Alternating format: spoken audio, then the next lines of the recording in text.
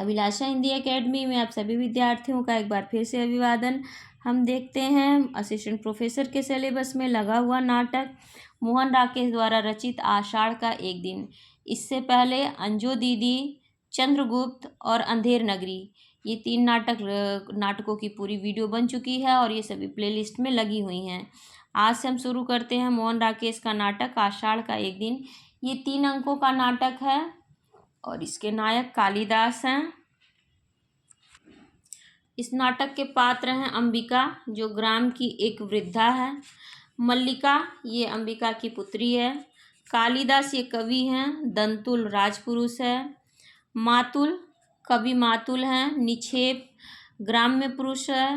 विलोम, ग्राम पुरुष है। रंगिणी नागरी है। संगिनी नागरी है।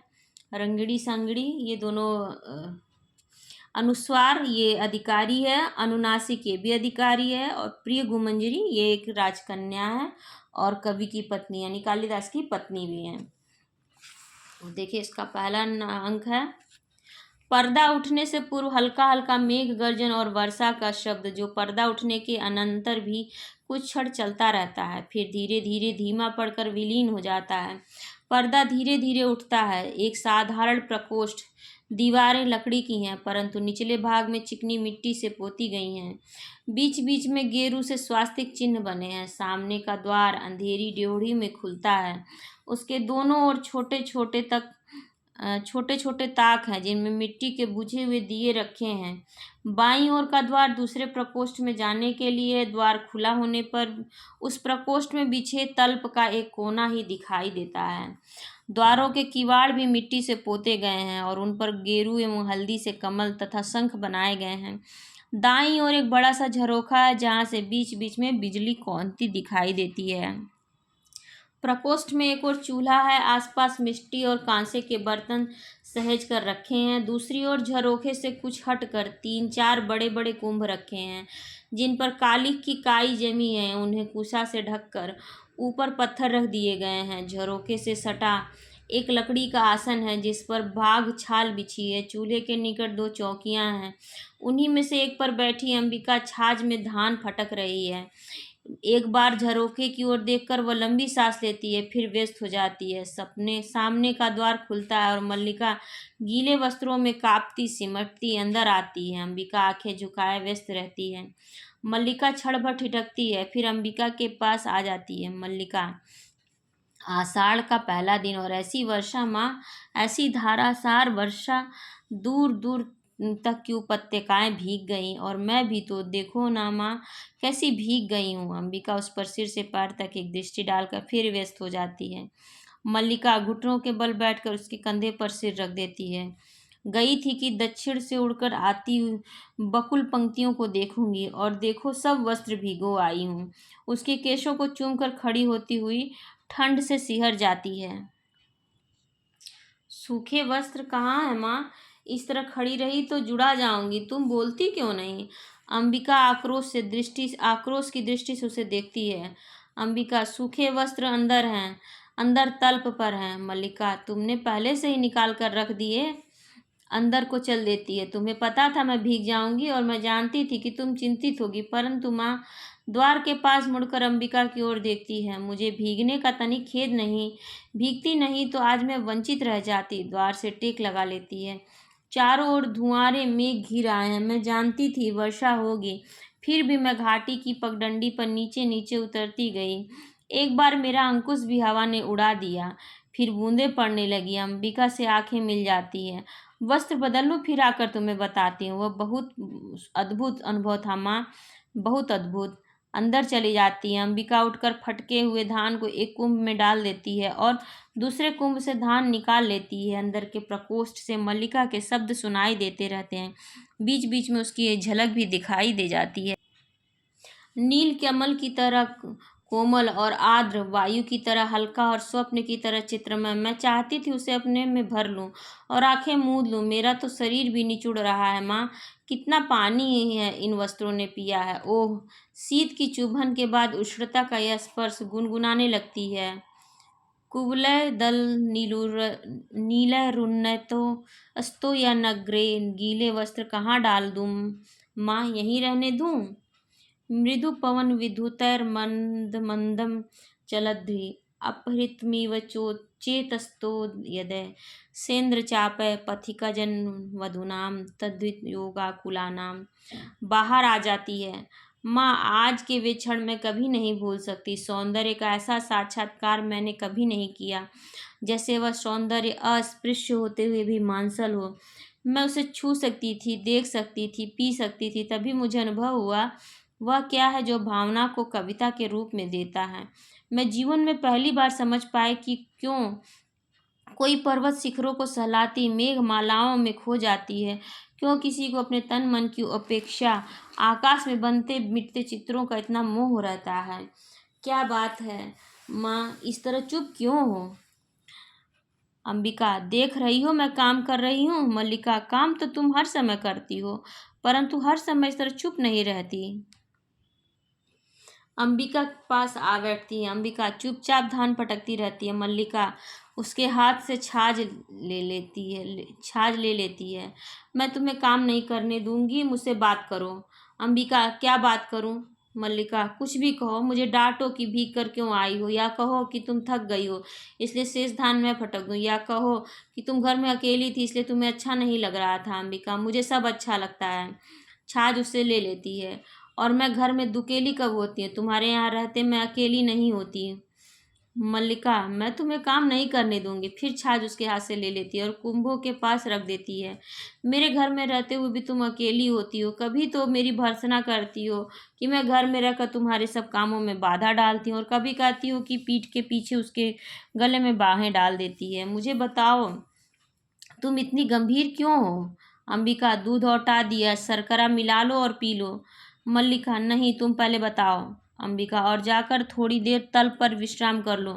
मुझे अभी। मल्लिका, नहीं माँ, विश्राम नहीं करना है। थकी कहाँ हूँ जो विश्राम करूँ? मुझे तो अब अभी अपने इसमें बरसाती बूंदों के पुलक का अनुभव हो रहा है। रोम अभी भी सीज रहे हैं।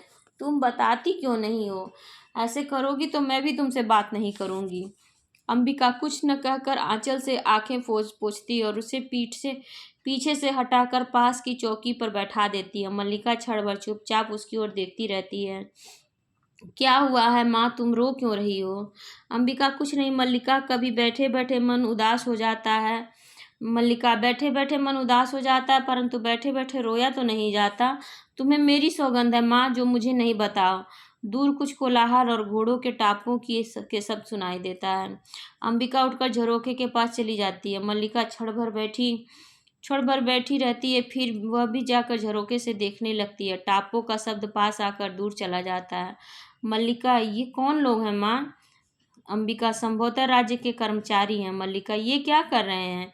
अंबिका, जाने क्या कर रहे हैं। कभी वर्षों में ये आकृतियां यहाँ दिखाई देती हैं, और जब भी दिखाई देती हैं अनिष्ट होता है। कभी युद्ध की सूचना आती है, कभी महामारी की।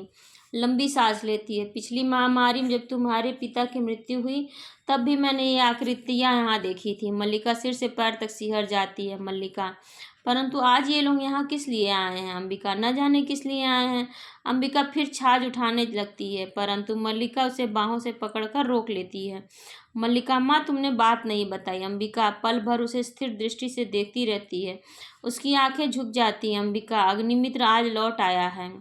छाछ उठाकर अपने स्थान पर चली जाती है। मल्लिका वहीं खड़ी रहती है। मल्लिका, लौट आया है? कहाँ से?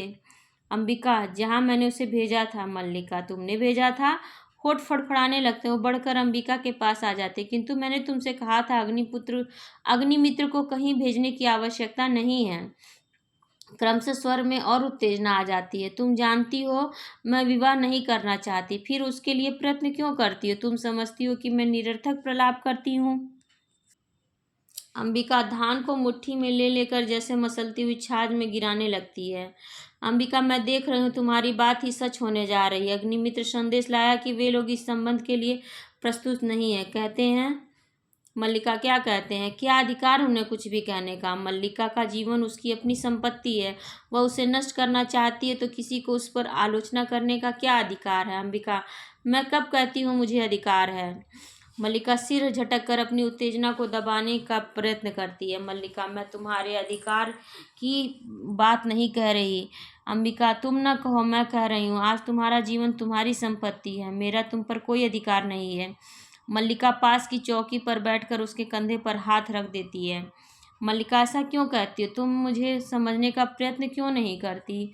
अंबिका उसका हाथ कंधे से हटा देती है। अंबिका, मैं जानती हूँ तुम पर आज अपना अधिकार भी नहीं है, किंतु इतना बड़ा अपवाद मुझसे नहीं सहा जाता। मल्लिका बाहें घुटनों पर रखकर उन पर सिर टिका लेती है।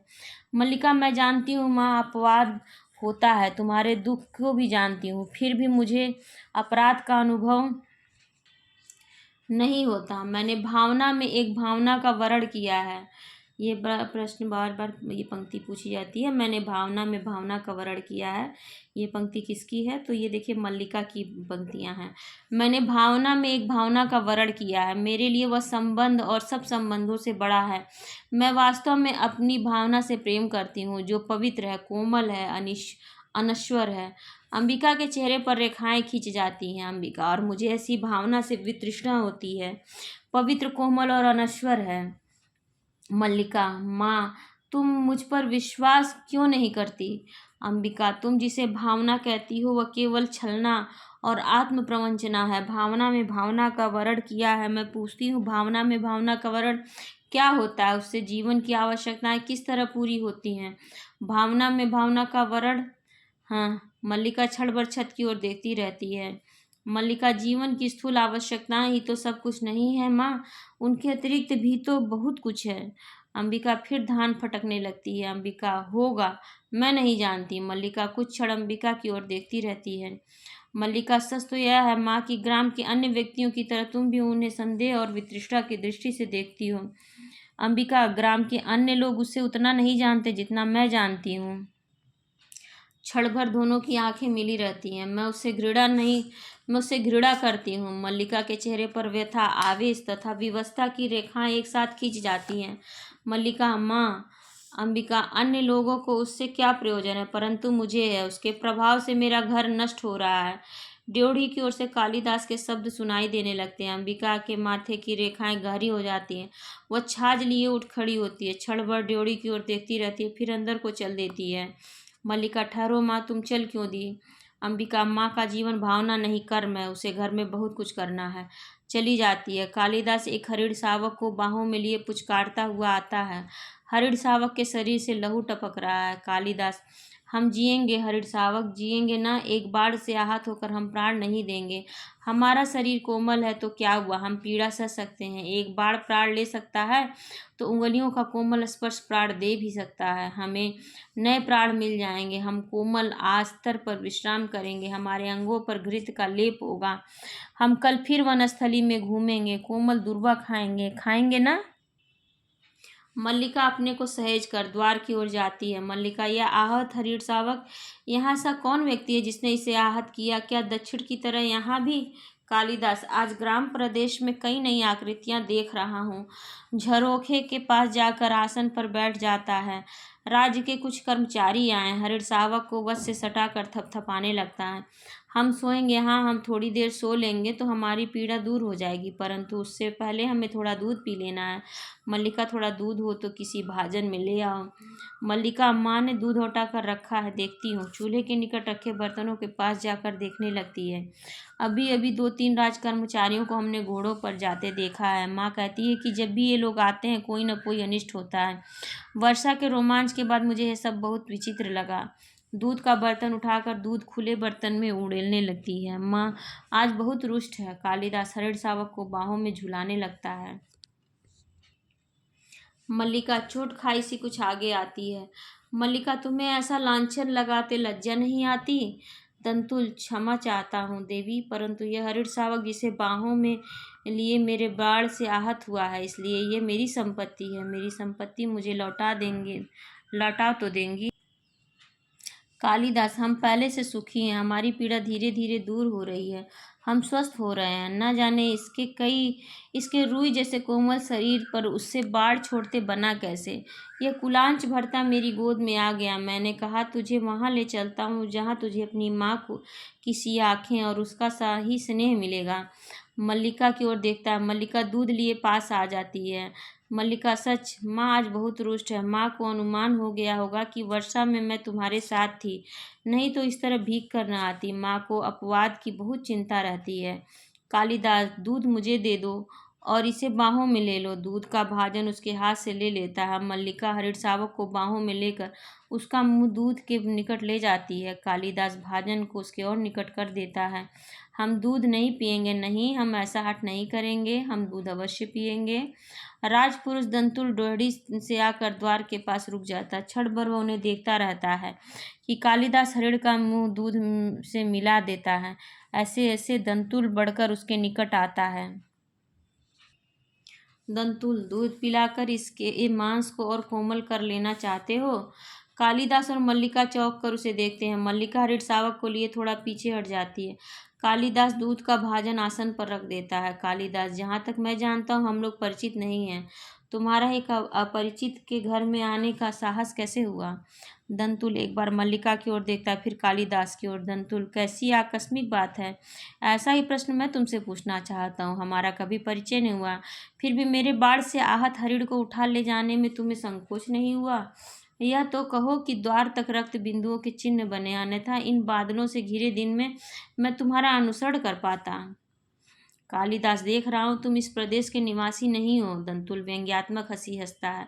दंतुल, मैं तुम्हारी दृष्टि की प्रशंसा करता हूँ। मेरी वेशभूषा इस बात का परिचय देती है कि मैं यहाँ का निवासी नहीं हूँ।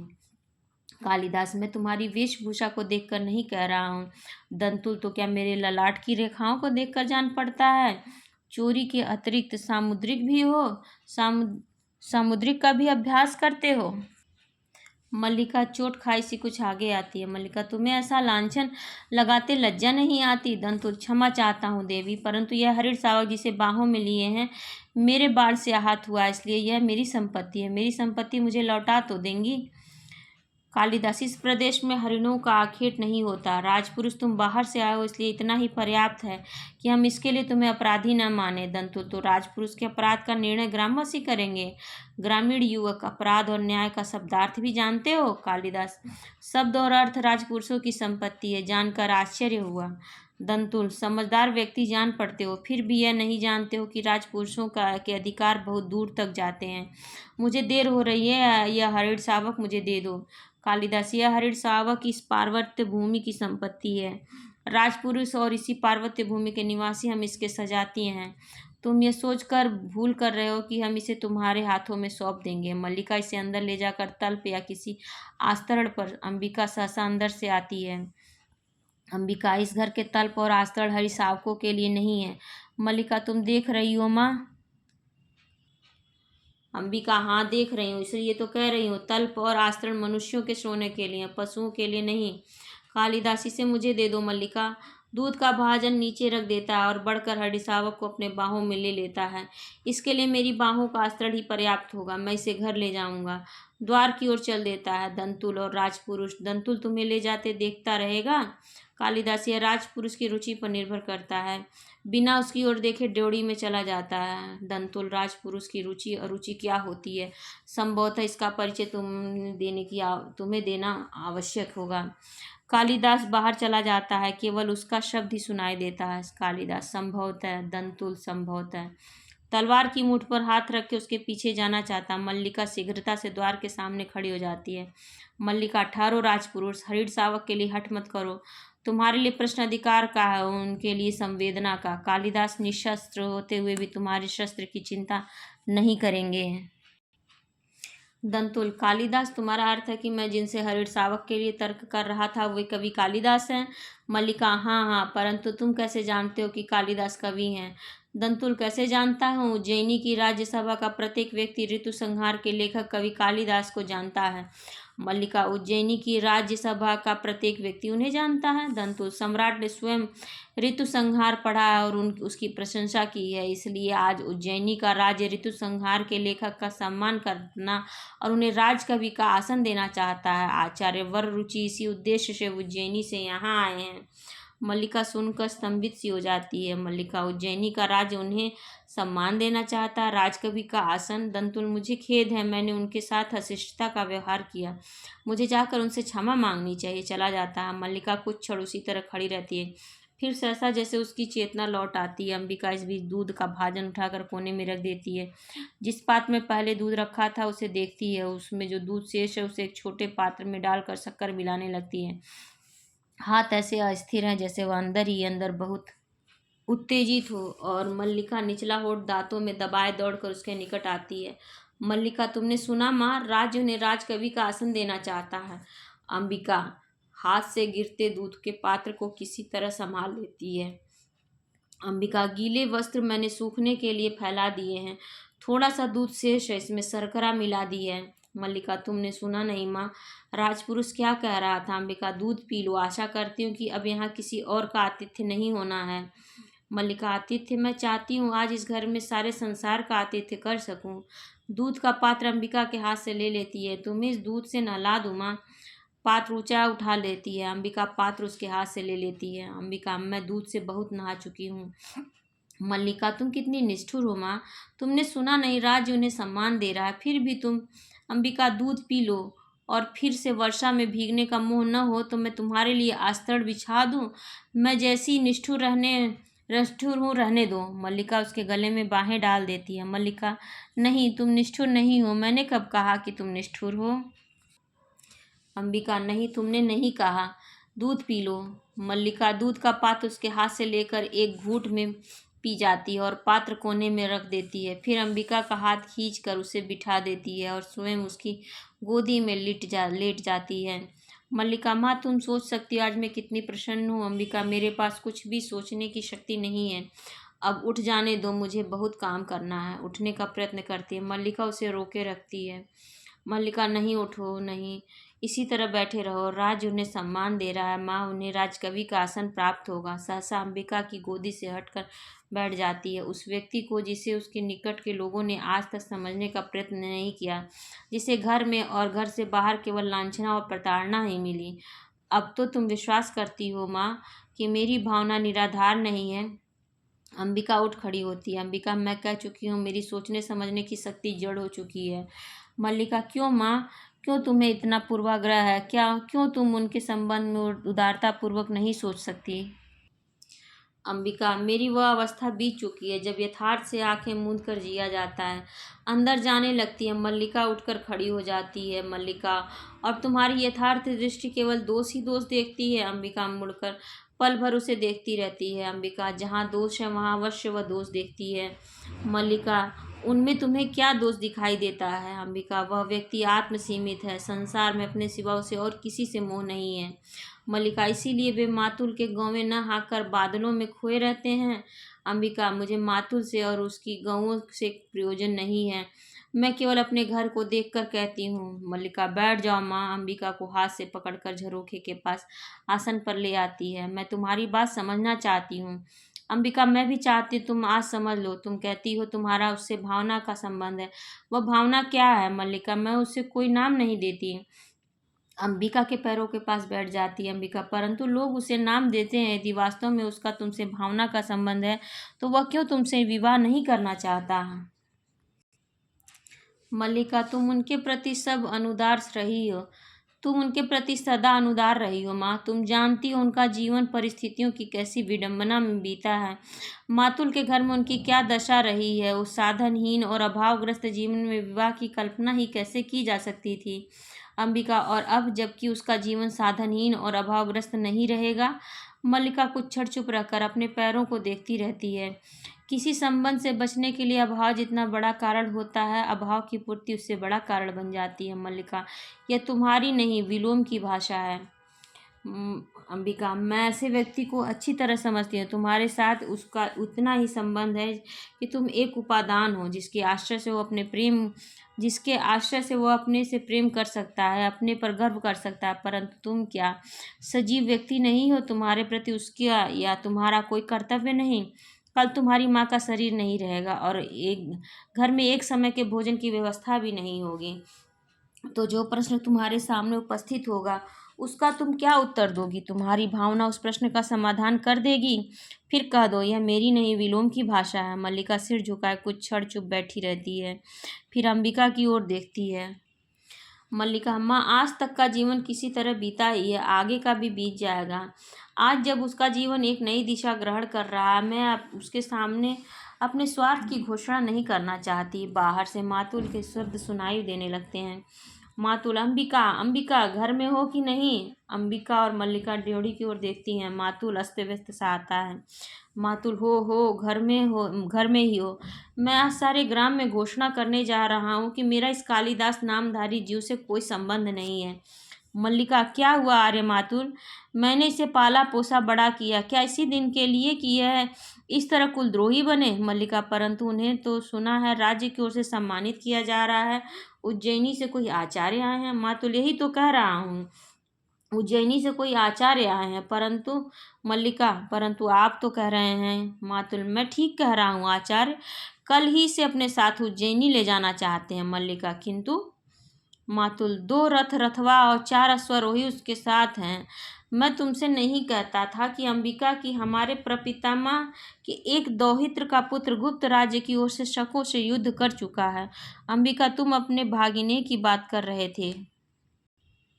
मैं मूर्ख नहीं तो निश्चय ही तुम मूर्ख हो। आचार्य ने क्या कहा है? निक्षेप, उन्होंने कहा कि वे आपके साथ इस सारे ग्राम प्रदेश में घूमना चाहते हैं।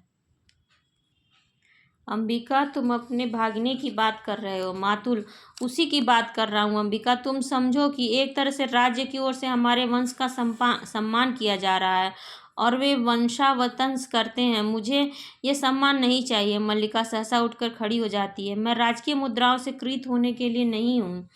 उत्तेजना में एक कोने से दूसरे कोने तक टहलने लगता है। मल्लिका कुछ क्षण विस्मित सी खड़ी रहती है।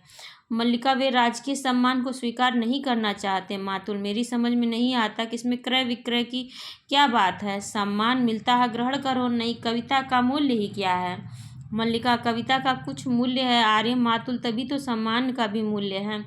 मैं समझती हूँ कि उनके हृदय में यह सम्मान कहाँ चुभता है। अंबिका कुछ सोचती सी अपने अंशुक को अंगुलियों से मसलने लगती है। अंबिका, मैं तुम्हें विश्वास दिलाती हूँ कि वह उज्जैनी अवश्य जाएगा। मातुल उसी तरह टहलता रहता। मातुल, अवश्य जाएगा। वे लोग इसके अनुचर हैं जो भी अभिस्तुति करके इसे ले जाएंगे।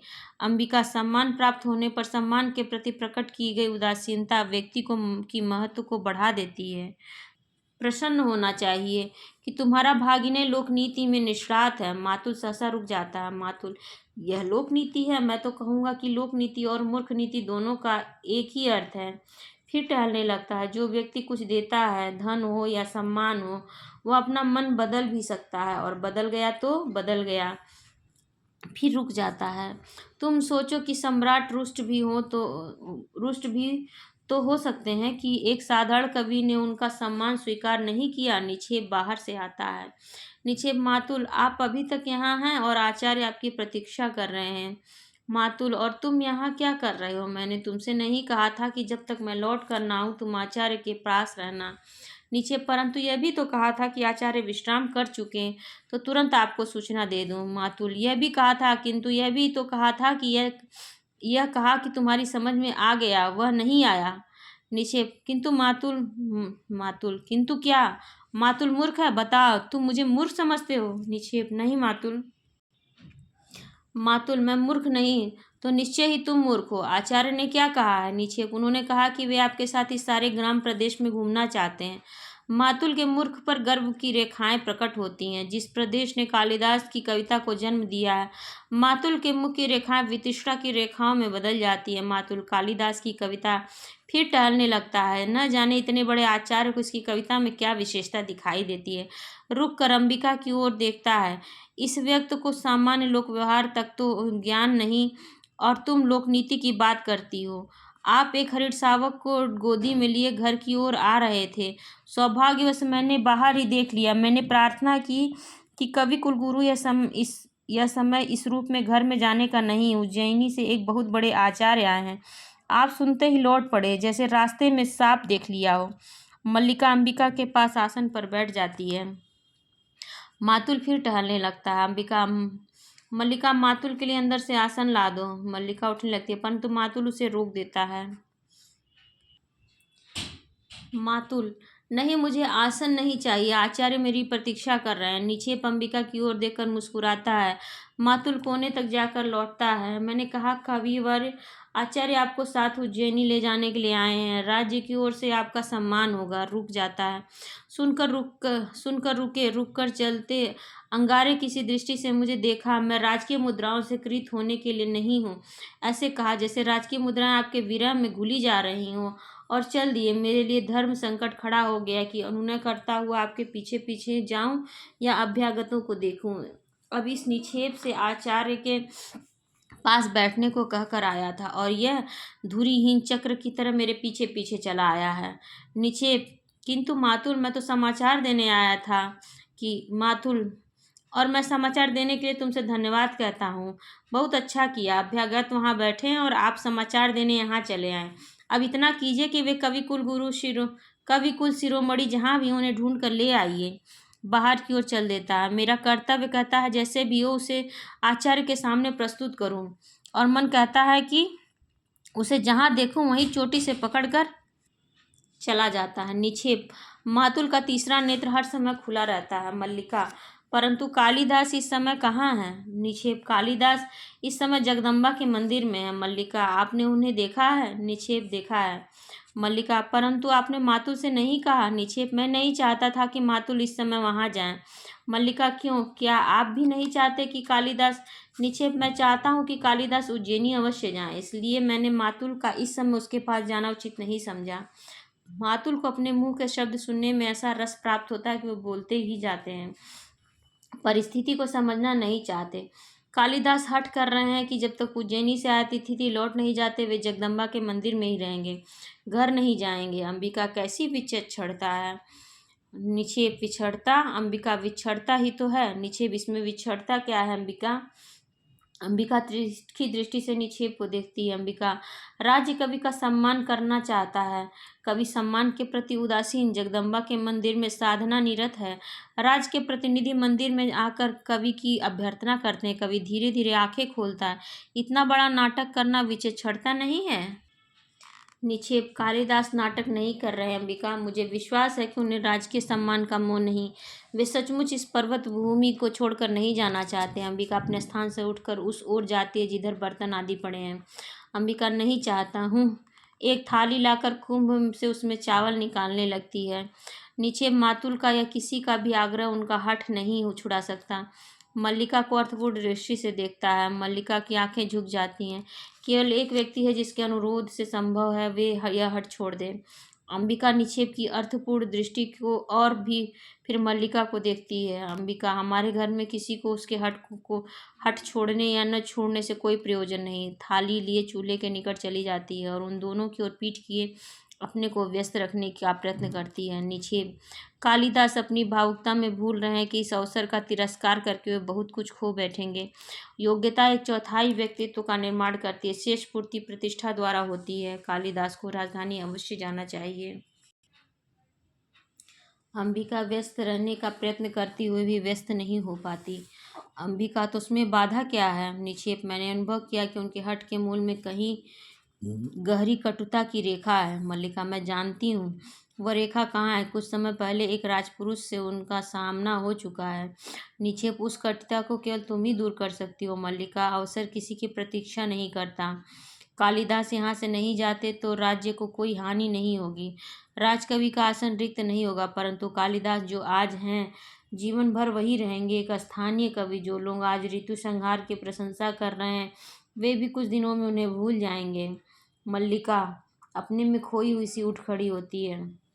मल्लिका, नहीं, उन्हें इस सम्मान का तिरस्कार नहीं करना चाहिए। सम्मान उनके व्यक्तित्व का है, उन्हें अपने व्यक्तित्व को उसके अधिकार से वंचित नहीं करना चाहिए। चलिए, मैं आपके साथ जगदम्बा के मंदिर में चलती हूँ। अंबिका सहसा खड़ी हो जाती है। अंबिका, मल्लिका। मल्लिका स्थिर दृष्टि से अंबिका को देखती है। मल्लिका, माँ। अंबिका, मुझे एक बाहर के व्यक्ति के सामने कहना होगा कि मैं इस समय तुम्हारे वहां जाने के पक्ष में नहीं हूँ। निक्षेप बाहर का व्यक्ति नहीं है। अंबिका, मल्लिका, यह एक महत्वपूर्ण क्षण है माँ, मुझे इस समय अवश्य जाना चाहिए। आइए आर्य निक्षेप बिना अंबिका की ओर देखे बाहर को चल देती है। अंबिका की आंखों में क्रोध की लहर उठती है जो पराजय के भाव में बदल जाती है। निक्षेप अंबिका के भाव को लक्ष्य करता क्षण भर रुका रहता है। निक्षेप, क्षमा चाहता हूँ अंबिका। मल्लिका के पीछे चला जाता है। अंबिका कुछ क्षण आंखें मूंदे खड़ी रहती है, फिर घर के वस्तुओं को एक एक करके देखती है, जैसे टूटी सी चौकी पर बैठकर थाली के चावलों को मसलने लगती है। आंखों से आंसू उमड़ आते हैं, जिन्हें वो आंचल से पोंछ लेती है। प्रकाश कम हो जाता है। अंबिका के कंठ से रुधा हुआ स्वर निकलता है, अंबिका। भावना, ओह। आंचल में मुंह छिपा लेती है। प्रकाश कुछ और क्षीण हो जाता, तभी ड्योढ़ी के अंधेरे में अग्निकाष्ठ की लौ चमक उठती है। विलोम अग्निकाष्ठ हाथ में लिए बाहर से आता है। अंबिका को इस तरह बैठे देखकर क्षण भर रुका रहता है, फिर पास चला जाता है।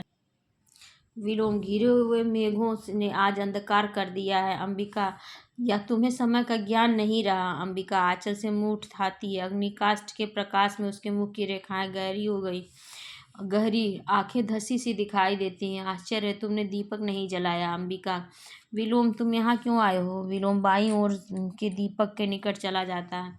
विलोम, दीपक जला दूं। अग्निकाष्ठ से छूकर दीपक जला देता है। विलोम, कहना ऐसे आश्चर्य का विषय नहीं, जाकर सामने के दीपक जलाने लगता है। अंबिका उठ खड़ी होती है।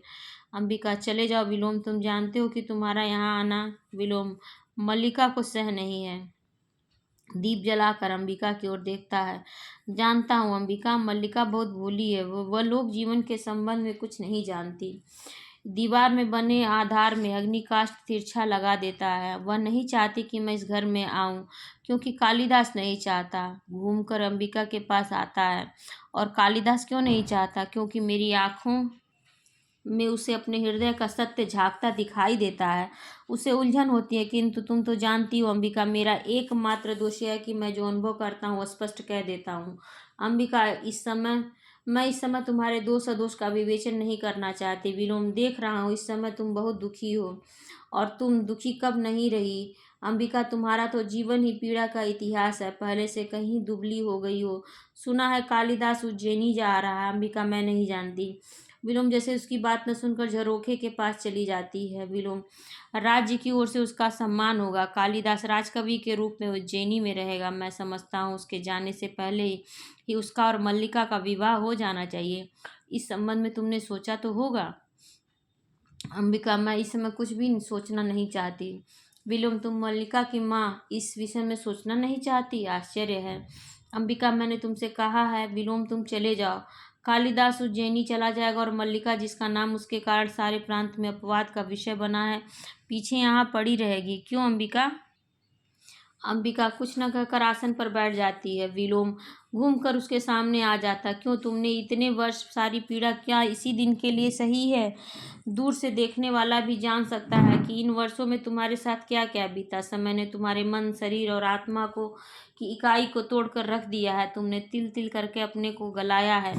मल्लिका को किसी अभाव का अनुभव न हो, और आज जबकि उसके जीवन भर के अभाव का प्रश्न सामने है, तुम कुछ सोचना नहीं चाहती। अंबिका, तुम ये सब कहकर मेरे दुख कम नहीं कर रहे। विलोम, मैं अनुरोध करती तुम इस समय मुझे अकेली रहने दो। विलोम, मैं इस समय अपना तुम्हारे पास होना बहुत आवश्यक समझता हूँ। अंबिका, मैं ये सब बातें तुमसे नहीं, उससे कहने के लिए आया हूँ। आशा कर रहा हूँ कि वह मल्लिका के साथ अभी यहाँ आएगा। मैंने मल्लिका को जगदम्बा के मंदिर की ओर जाते देखा है। मैं यहीं उसकी प्रतीक्षा करना चाहता हूँ।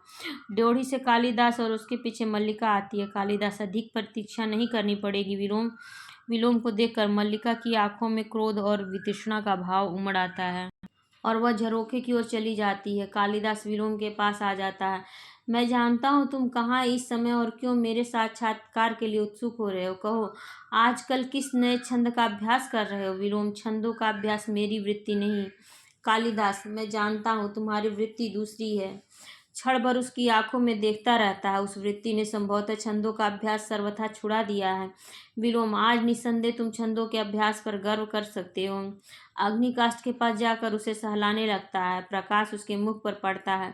सुना है राजधानी से निमंत्रण आया है। कालिदास, सुना मैंने भी है। तुम्हें दुख हुआ। विलोम, दुख, हाँ हाँ बहुत। एक मित्र के बिछुड़ने का किसे दुख नहीं होता। कल ब्रह्म मुहूर्त में ही चले जाओगे। कालिदास, मैं नहीं जानता। विलोम, मैं जानता हूँ आचार्य कल ब्रह्म मुहूर्त में ही लौट जाना चाहते हैं। राजधानी के वैभव में जाकर ग्राम प्रांतर को भूल तो नहीं जाओगे? एक दृष्टि मल्लिका पर डालकर फिर कालिदास की ओर देखता है। सुना वहां जाकर व्यक्ति बहुत व्यस्त हो जाता है। वहाँ के जीवन में कई तरह के आकर्षण हैं, रंगशालाएं, मदिरालय और तरह तरह की विलास भूमियाँ। मल्लिका के भाव में बहुत कठोरता आ जाती है। मल्लिका, अरे विलोम, यह समय और स्थान इन बातों के लिए नहीं है। मैं इस समय आपको यहाँ देखने की आशा नहीं कर रही थी। विलोम, मैं जानता हूँ तुम इस समय मुझे यहाँ देखकर प्रसन्न नहीं हो, परंतु मैं अंबिका से मिलने आया था।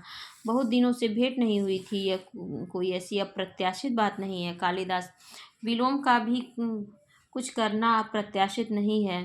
हाँ, कई कुछ न करना अप्रत्याशित हो सकता है। विलोम, यह वास्तव में प्रसन्नता का विषय है कालिदास कि हम दोनों एक दूसरे को इतनी अच्छी तरह समझते हैं। निसंदेह मेरे स्वभाव में कुछ ऐसा नहीं है जो तुमसे छिपा हो। क्षण भर कालिदास की आंखों में देखता रहता है। विलोम क्या है? एक असफल कालिदास और कालिदास एक सफल विलोम। हमें कहीं एक दूसरे के बहुत निकट पड़ते हैं।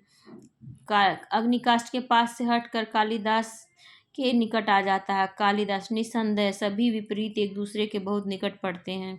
विलोम, अच्छा है, तुम इस सत्य को स्वीकार करते हो। निकटता के अधिकार से तुमसे एक प्रश्न पूछ सकता हूँ? संभव है कि फिर कभी तुमसे बात करने का अवसर ही प्राप्त न हो। एक दिन का व्यवधान तुम्हें हमसे बहुत दूर कर देगा ना? कालिदास, वर्षों का व्यवधान भी विपरीत को विपरीत से दूर नहीं करता। मैं तुम्हारा प्रश्न सुनने के लिए उत्सुक हूँ। विलोम बहुत पास आकर उसके कंधे पर हाथ रख देता है। विलोम, मैं जानना चाहता हूँ कि तुम अभी तक वही कालिदास हो ना? अर्थपूर्ण दृष्टि से अंबिका की ओर देख लेता है। कालिदास, मैं तुम्हारा अभिप्राय नहीं समझ सका। उसका हाथ अपने कंधे से हटा देता है। विलोम, मेरा अभिप्राय है कि तुम अभी तक वही व्यक्ति हो न जो कल तक थे। मल्लिका झरोखे के पास से उधर को बढ़ जाती है। मल्लिका, अरे विलोम, मैं इस प्रकार की अनर्गलता क्षम्य नहीं समझती। विलोम, अनर्गलता? अंबिका के निकट आ जाता है। कालिदास दो एक पग दूसरी ओर चला जाता है। इसमें अनर्गलता क्या है? मैं बहुत सार्थक प्रश्न पूछ रहा हूँ। क्यों? कालिदास, मेरा प्रश्न सार्थक नहीं है। क्यों अंबिका? अंबिका अव्यवस्थित भाव से उठ खड़ी होती है। अंबिका, मैं इस संबंध में कुछ नहीं जानती और न ही जानना चाहती हूँ। अंदर की ओर चल देती है। विलोम, ठहरो अंबिका। अंबिका रुक कर उसकी ओर देखती है। आज तक ग्राम प्रांतन में कालिदास के साथ मल्लिका के संबंध को लेकर बहुत कुछ कहा जाता रहा है। मल्लिका एक पग और आगे आ जाती है। मल्लिका, अरे विलोम, आप। विलोम उसे दृष्टि इसमें रखते हुए, क्या यह उचित नहीं कि कालिदास यह स्पष्ट बता दे कि उसे उज्जैनी अकेले ही जाना है या?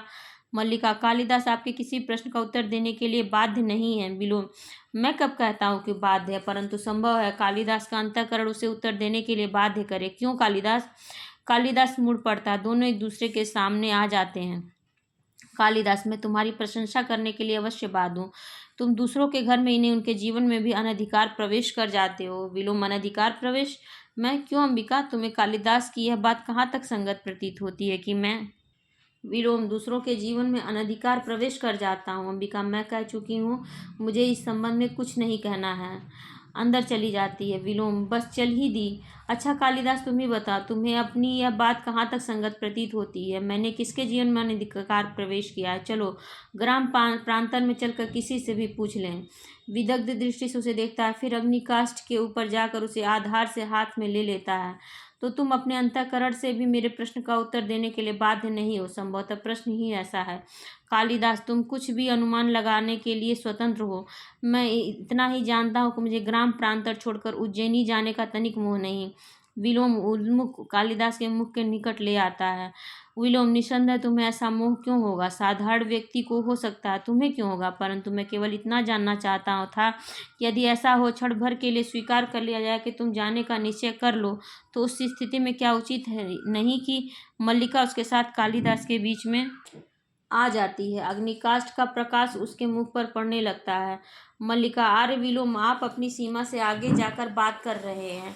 मैं बच्ची नहीं हूँ, अपना भला बुरा सब समझती हूँ। आप संभवतः यह अनुभव नहीं कर रहे हैं कि आप इस समय एक अनचाहे अतिथि के रूप में उपस्थित हैं। विलोम, यह अनुभव करने की मैंने आवश्यकता नहीं समझी। तुम मुझे इससे घृणा करती हो, मैं जानता हूँ, परंतु मैं तुमसे घृणा नहीं करता। मेरे यहाँ होने के लिए इतना ही पर्याप्त है। अग्निकाष्ठ का प्रकाश फिर कालिदास के चेहरे पर डालता है, और एक बात कालिदास से भी करना चाहता था। अर्थपूर्ण दृष्टि से कालिदास को देखकर फिर मल्लिका की ओर देखता है। तुम कालिदास के बहुत निकट हो, परंतु मैं कालिदास को तुमसे अधिक जानता हूँ। पुनः एक एक करके दोनों की ओर देखता है और ड्योढ़ी की ओर चल देता है। ड्योढ़ी के पास से मुड़कर फिर कालिदास की ओर देखता है। तुम्हारी यात्रा शुभ हो कालिदास। तुम जानते हो विलोम तुम्हारा ही शुभचिंतक है। कालिदास, यह मुझसे अधिक कौन जान सकता है। विलोम के कंठ से तिरस्कार पूर्ण स्वर निकलता है और वह मल्लिका की ओर देखता है। विलोम, अनचाहा अतिथि संभवतः फिर भी कभी आ पहुँचे, तब के लिए भी क्षमा चाहते हुए व्यंग्य के साथ मुस्कुराकर चला जाता है। कालिदास क्षण भर मल्लिका की ओर देखता रहता है, फिर झरोखे के पास चला जाता है। मल्लिका फिर उदास हो गए। कालिदास झरोखे से बाहर देखता रहता है। देखो, तुम मुझे वचन दे चुके हो। कालिदास लौट कर उसके पास आ जाता है। कालिदास, फिर एक बार सोचो मल्लिका, प्रश्न सम्मान और राजस्व स्वीकार करने का ही नहीं है, उससे कहीं बड़ा एक प्रश्न मेरे सामने है मल्लिका, और वह प्रश्न मैं हूँ ना। उसे बाहों से पकड़कर आसन पर बिठा देती है। यहाँ बैठो, तुम मुझे जानते हो ना। कालिदास उसकी ओर देखता रहता है। तुम समझते हो तुम इस अवसर को ठुकरा कर यहाँ रह जाओगे तो मुझे सुख होगा। उमड़ते आंसुओं को दबाने के लिए आंखें झपकती है और ऊपर की ओर देखने लगती है। मैं जानती हूँ तुम्हारे चले जाने से मेरे अंतर को एक रिक्तता छा लेगी। बाहर भी संभवतः बहुत सूना प्रतीत होगा, फिर भी मैं अपने साथ छल नहीं कर रही। मुस्कुराने का प्रयत्न करती, मैं हृदय से कहती हूँ तुम्हें जाना चाहिए। कालिदास, चाहता हूँ तुम इस समय अपनी आंखें देख सकती। मल्लिका, मेरी आंखें इसलिए गीली हैं कि तुम मेरी बात नहीं समझ रहे। उसके पैरों के पास बैठकर उसके घुटनों पर कुहनियाँ रख देती है। तुम यहाँ से जाकर भी मुझसे दूर हो सकते हो। यहाँ ग्राम प्रांतर में रहकर तुम्हारी प्रतिभा को विकसित होने का अवसर कहाँ मिलेगा। यहाँ लोग तुम्हें समझ नहीं पाते। वे सामान्य की कसौटी पर तुम्हारी परीक्षा परीक्षा करना चाहते हैं। कोहनियों पर ठोड़ी भी रख लेती है। विश्वास करते हो ना कि मैं तुम्हें जानती हूँ कि कोई भी रेखा तुम्हें घेर ले तो तुम घिर जाओगे। मैं तुम्हें घेरना नहीं चाहती, इसलिए कहती हूँ जाओ। कालिदास, तुम पूरी तरह नहीं समझ रही मल्लिका। प्रश्न तुम्हारे घेरने का नहीं। मल्लिका शब्दों की चुभन अनुभव करके भी अपनी मुद्रा स्वाभाविक बनाए रखने का प्रयत्न करती है। कालिदास जैसे सोचता सा उठ खड़ा होता है और टहलने लगता है। मैं अनुभव कर रहा हूँ कि यह ग्राम प्रांतर मेरी वास्तविक भूमि और मैं कई सूत्रों से इस भूमि से जुड़ा हुआ हूँ। उन सूत्रों में तुम हो, यह आकाश है, ये मेघ है, यहाँ की हरियाली है, हरिणों के बच्चे हैं, पशुपाल हैं। रुक कर मल्लिका की ओर देखता है। यहाँ से जाकर मैं अपनी भूमि से उखड़ जाऊंगा। मल्लिका आसन पर कूहनी रखे उसे टेक लगा लेती है। मल्लिका, यह क्यों नहीं सोचते कि नई भूमि तुम्हें यहाँ से अधिक संपन्न और उर्वरा मिलेगी। इस भूमि से तुम जो कुछ ग्रहण कर सकते थे कर चुके हो। तुम्हें आज नई भूमि की आवश्यकता है जो तुम्हारे व्यक्तित्व को अधिक पूर्ण बना दे। कालिदास, नई भूमि सुखा भी तो हो सकती है। फिर टहलने लगता है। मल्लिका, कोई भूमि ऐसी नहीं जिसके अंतर में कोमलता न हो। तुम्हारी प्रतिभा उस कोमलता का स्पर्श अवश्य पालेगी। कालिदास, और उस जीवन की अपनी इच्छाएं भी होंगी। मल्लिका उठकर उसके पास आ जाती है और उसके हाथ अपने हाथों में ले लेती है। मल्लिका, यह क्यों आवश्यक है कि तुम उन अपेक्षाओं का पालन करो। तुम दूसरों के लिए नई अपेक्षाओं की सृष्टि कर सकते हो। कालिदास, फिर भी कई कई आशंकाएं उठती हैं। मुझे हृदय में उत्साह का अनुभव नहीं होता। मल्लिका, मेरी ओर देखो। कालिदास कुछ क्षण उसकी आंखों में देखता रहता है। अब भी उत्साह का अनुभव नहीं होता। विश्वास करो, तुम यहाँ से जाकर भी यहाँ से अलग नहीं होगे। यहाँ की वायु, यहाँ के मेघ और यहाँ के हरिण, इन सबको तुम साथ ले जाओगे और मैं भी तुमसे दूर नहीं होंगी। जब भी तुम्हारे निकट होना चाहूंगी पर्वत शिखर पर चली जाऊंगी और उड़कर आते जाते मेघों में घिर जाया करूंगी। बिजली कहती है, मेघ गर्जन सुनाई देता है। कालिदास उसके हाथ पकड़े रहता है। मल्लिका पलके झपक कर अपने आंसू सुखाती है। लगता है फिर वर्षा होगी। वो भी बहुत अंधेरा हो गया। आचार्य तुम्हारी प्रतीक्षा कर रहे होंगे। कालिदास, मुझे जाने के लिए कह रही हो। मल्लिका, हाँ, देखना मैं तुम्हारे पीछे प्रसन्न रहूंगी, बहुत घूमूंगी और हर संध्या को जगदम्बिका के मंदिर में सूर्यास्त देखने जाया करूंगी। कालिदास, इसका अर्थ है तुमसे विदा लूं। मल्लिका, नहीं, विदा तुम्हें नहीं दूंगी। जा रहे हो इसलिए केवल प्रार्थना करूंगी तुम्हारा पथ प्रशस्त हो। उसके हाथ छोड़ देती है। जाओ। कालिदास पल भर आंखें मूंदे रहता है, फिर झटके से चला जाता है। मल्लिका हाथों में मुंह छिपाए आसन पर बैठती है। तीव्र मेघ गर्जन सुनाई देता है और साथ वर्षा का शब्द सुनाई देने लगता है। मल्लिका अपने को रोकने का प्रयत्न करती हुई भी सिसक उठती है। अंबिका अंदर से आकर उसके सिर पर हाथ रखती है और उसका मुंह ऊपर उठाती है। अंबिका मल्लिका मल्लिका आसन से उठ खड़ी होती है और झरोखे के पास जाकर उससे सिर टिका लेती है। अंबिका, तुम स्वस्थ नहीं हो मल्लिका, चलो अंदर चलकर विश्राम कर लो। मल्लिका अपनी सिसकियां दबाने का प्रयत्न करती है, उसी तरह खड़ी रहती है। मल्लिका, मुझे यहीं रहने दो माँ, मैं अस्वस्थ नहीं हूँ। देखो माँ, चारों ओर से कितने गहरे मेघ घिरे हैं, कल ये मेघ उज्जैन ही की ओर उड़ जाएंगे। पुनः हाथों में मुंह छिपाकर सिसक उठती है। अंबिका पास जाकर उसे अपने से सटा लेती है। अंबिका, रो नहीं मल्लिका। मल्लिका, मैं रो नहीं रही हूँ माँ, मेरी आंखों से जो बरस रहा है यह दुख नहीं, यह सुख है माँ, सुख। अंबिका के वक्ष में मुंह छिपा लेती है। पुनः मेघ गर्जन सुनाई देता है और वर्षा का शब्द ऊंचा हो जाता है। तो ये था आषाढ़ के एक दिन का ये पहला अंक था। अभी दूसरा और तीसरे अंक की वीडियो मैं अगले भाग में बनाऊंगी। इससे संबंधित कोई प्रश्न हो या सुझाव हो तो आप कमेंट सेक्शन में मुझे दे सकते हैं। पहली बार चैनल पर आए हैं तो ज़रूर लाइक शेयर और सब्सक्राइब करिए और अपने एजुकेशनल ग्रुप में से ज़रूर शेयर करें। धन्यवाद।